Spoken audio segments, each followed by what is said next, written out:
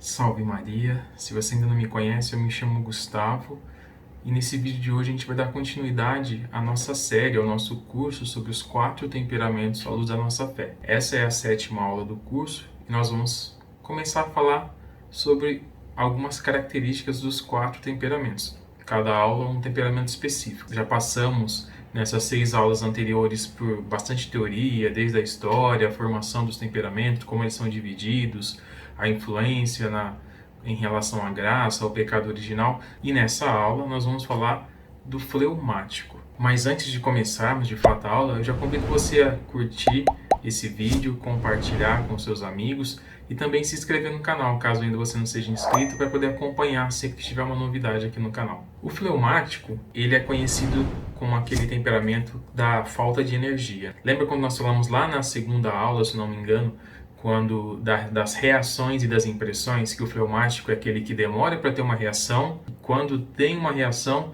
a impressão não dura por muito tempo, ou seja, é aquele fogo que demora para pegar e quando pega, na primeira brisa, logo desaparece. Esse é o fleumático. E muita gente confunde essa característica do fleumático, né, essa passividade que é própria do fleumático, com o pecado da preguiça.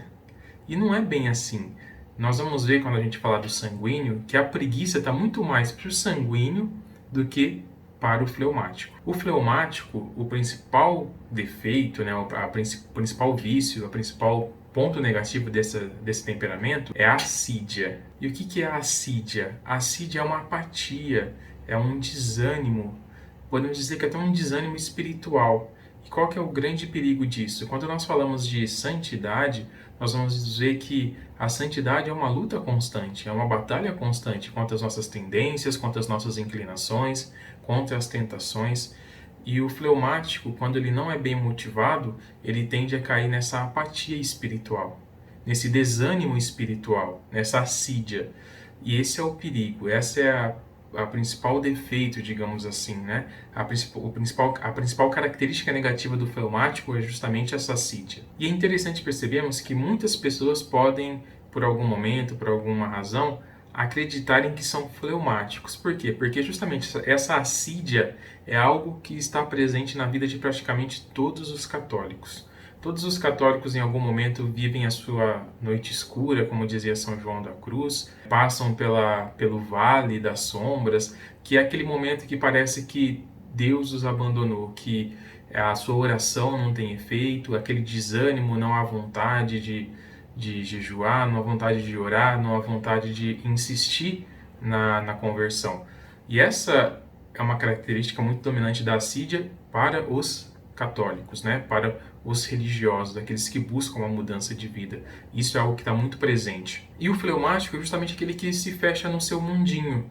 Por quê? Porque o seu mundo é um lugar de conforto, é um lugar que ele conhece, é um lugar onde não há novidades, onde ele não precisa batalhar pelas coisas. Ali ele já sabe onde está a sua fonte de prazer, ali no seu mundinho ele já sabe onde está a sua zona de conforto, no seu mundinho ele consegue localizar todas as coisas, todas as características que são familiares para ele, estão ali de fácil acesso. Quando ele sai desse mundinho, quando ele rompe com as barreiras desse mundo, é quando ele precisa lutar pelas coisas. E é justamente quando bate esse desânimo, bate essa falta de motivação, essa apatia.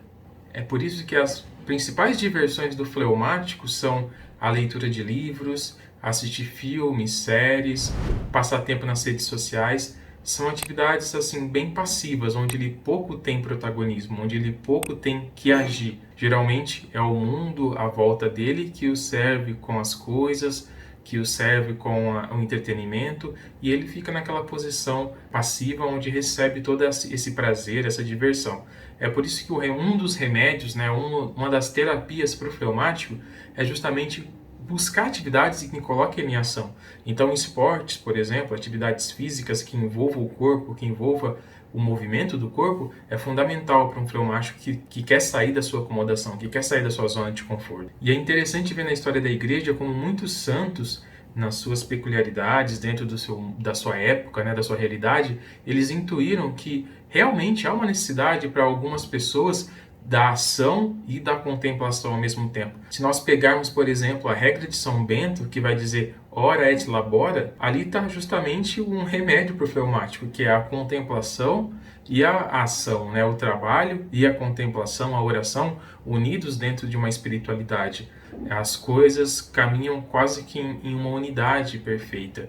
E, obviamente, como nos outros temperamentos, não existem só coisas ruins no fleumático. Existem muitas características boas, muitas virtudes que são base para o fleumático. Por exemplo, o raciocínio lógico, né, o raciocínio analítico do fleumático é muito importante. Da mesma forma que ele não se deixa influenciar pelos fatores externos, né, pelas atividades externas, por aquilo que está fora do seu mundo, ao mesmo tempo ele tem essa tendência de, dentro da sua realidade, dentro daquilo que é a sua lógica, o seu raciocínio, a sua compreensão, fazer um bom julgamento das coisas. O fleumático ele tem um senso de justiça muito grande e também uma capacidade de julgar muito apurada, porque ele não se deixa levar pelas paixões, pelas sensações que às vezes podem nublar, né, a razão, nublar o julgamento de uma pessoa. O fleumático ele é um pouco blindado em relação a isso. Então, geralmente vamos ver assim grandes juízes, né, por exemplo, fleumáticos, que têm uma capacidade de julgamento muito apurada, de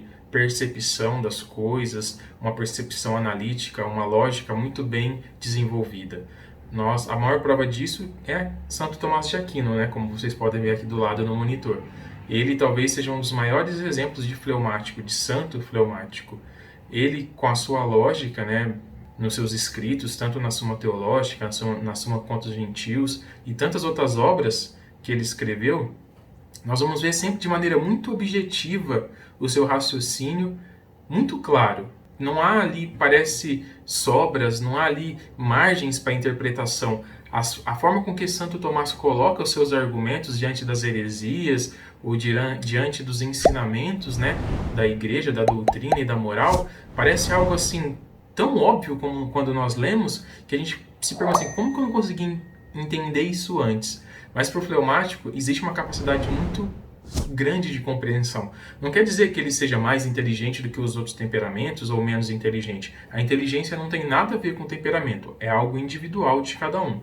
Mas o fleumático ele tem essa tendência muito própria à contemplação, à intelectualidade, e se ele cultivar isso, ele pode ser um grande pensador, um grande estudioso e contribuir com muita coisa nessa dimensão. Por isso que a melhor forma de mostrar a verdade para um fleumático é através do raciocínio, é mostrando como que as coisas se encaixam e fazem sentido.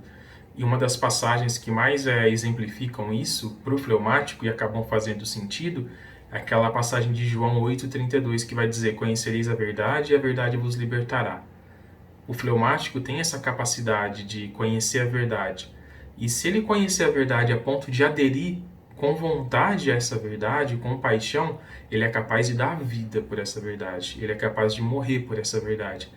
E esse é um ponto que todos nós deveríamos cultivar. Eu espero que você tenha aproveitado essa aula e compreendido um pouco mais como é o fleumático, suas características, pontos positivos e negativos. E a gente se vê na próxima aula. Deus abençoe você.